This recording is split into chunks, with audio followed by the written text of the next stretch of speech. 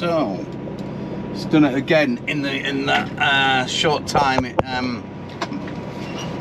It's done it again. We've managed to coast into this here little shanty town, but my problem is now, do I... That's just the ABS telling me that beat. Do I keep going and chance it breaking down in the middle of nowhere, or do I stay in this here shanty town and call Peterbilt up and say, come and get your bloody truck? Come and get your truck, and then I miss out on my money for this load, because no, they're going to have to get me a truck or something. Shit.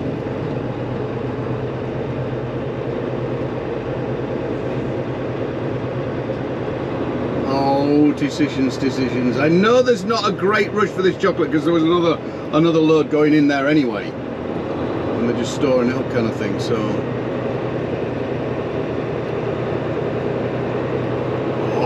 we'll keep going, won't we? You know we will.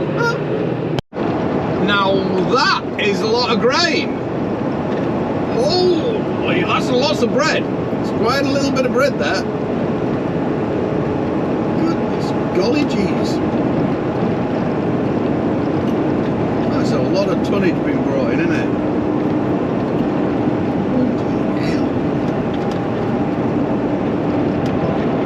300 miles to go, and since we've gone into just manual drive, we seem to be working a little better. No codes for now. Touch wood, onwards. No, I know I've 10th and 11th, 9th won't work. Saying that, we got it, didn't we? But it hasn't been anyway. Going up the gearbox, 9th and 10th actually work, and 11th does a big old crunch. And 11th and 12th are pretty good. I can go up and down through there. So we know all that. So you've got to remember things like this if you start losing gears and shit like this. So what I've been doing now is wait until it idles right down in 11th, especially if you're going up the hill.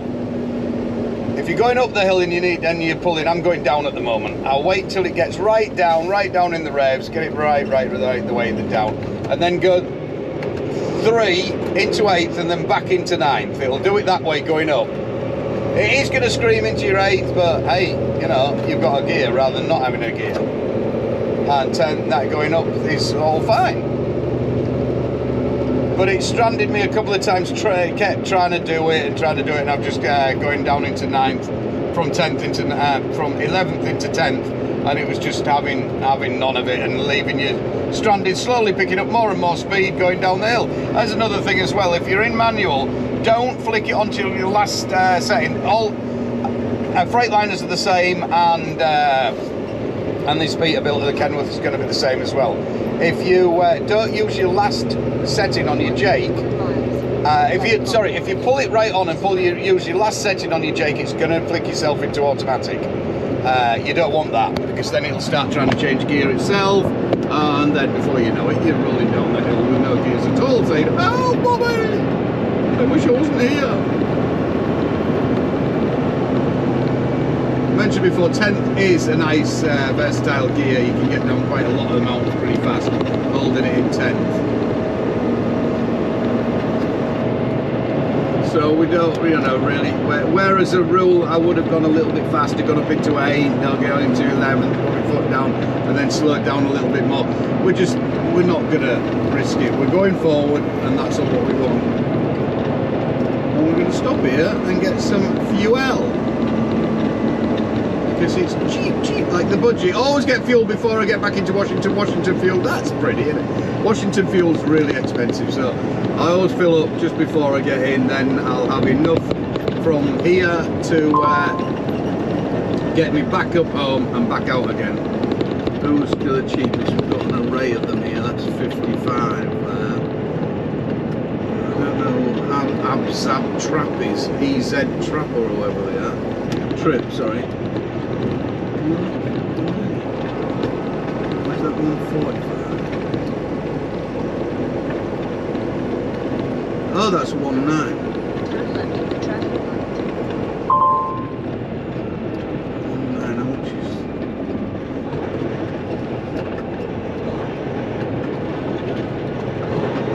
TAs is cheaper. Cash is 185. 145 with 145. 45. The TAs 135 at the TAs. That'll work. TAs wins our money today.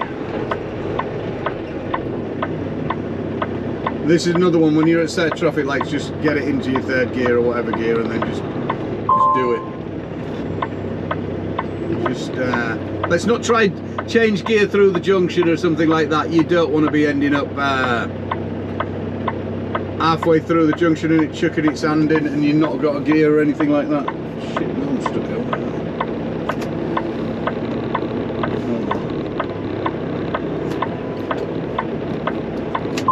Space age 189. That'll be less than the thing. Talking to myself. Now we need to start climbing hills and things. The fun begins. Even more fun.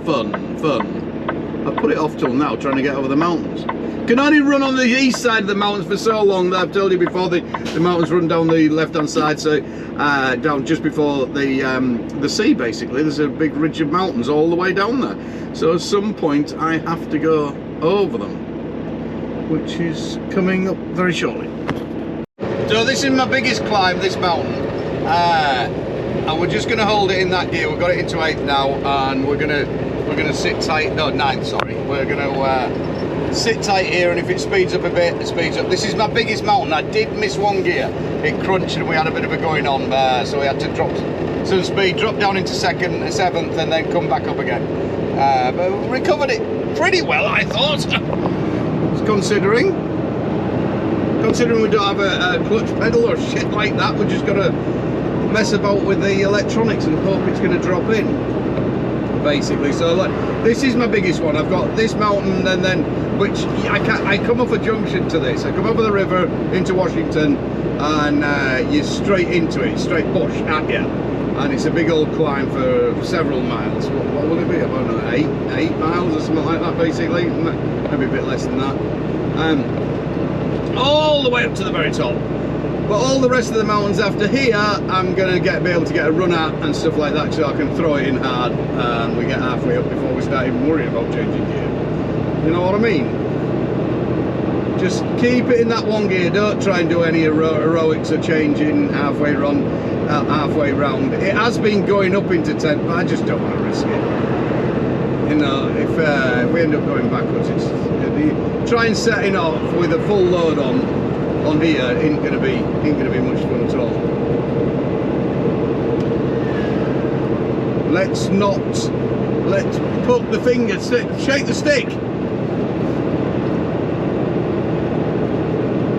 Come on, let's get up this hill. Not far now. I mean, 287 miles.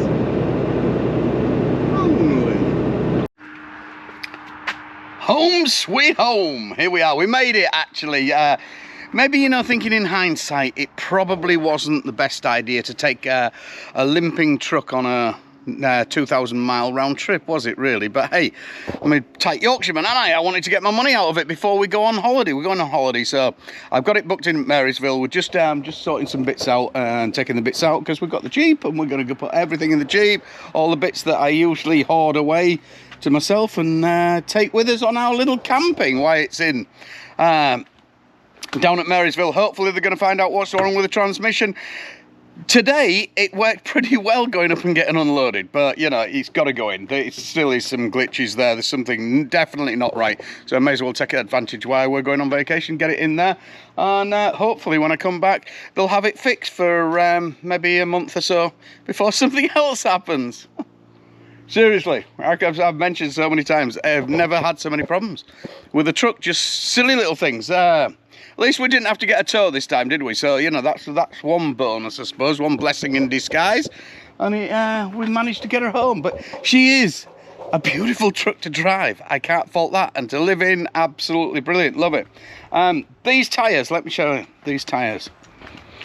Do not get these tyres if you want to get some miles. If you're interested in doing miles, these, like I explained before, are because Dodds pack lease specify that's what they have to change them with. Whether that's actually, that shouldn't live in there, should it? Let's.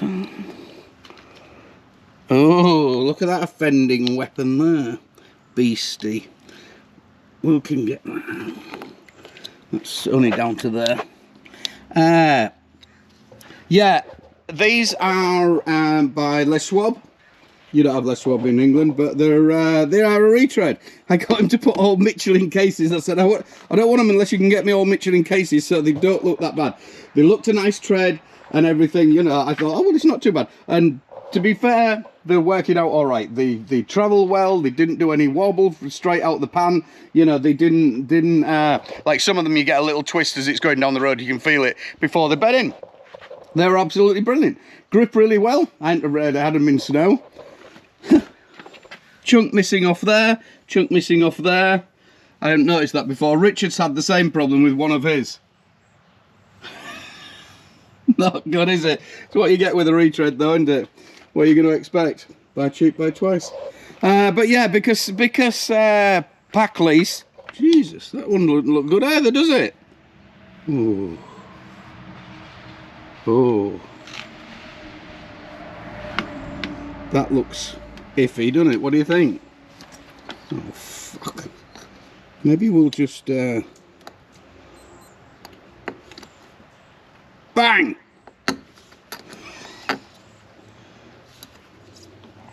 Maybe that one's just a lever.